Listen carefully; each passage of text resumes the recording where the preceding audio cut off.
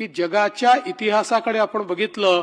तर तेच देश विकसित देश होऊ शकले ज्या देशांनी हे ओळखलं की आपल्या अर्थचक्राचे 50% हिस्सेदारी ही महिलांकडे आहे। त्यामुळे जोपर्यंत या महिलांना आपण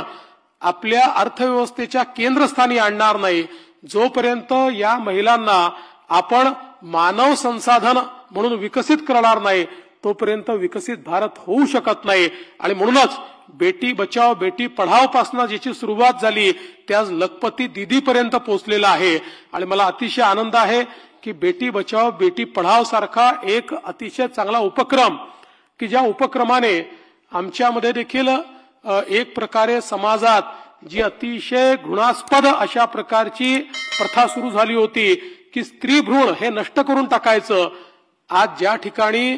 अशा प्रकारची लिंग विषमता आपल्याला पाहायला मिळते, काही जिल्हे अजूनही आहेत जे सुधारतायत पण अजूनही विषमता आहे, त्या जिल्ह्यांमध्ये आपण पाहू शकतो की अक्षरशः मुलांना लग्नाकरता मुली देखील उपलब्ध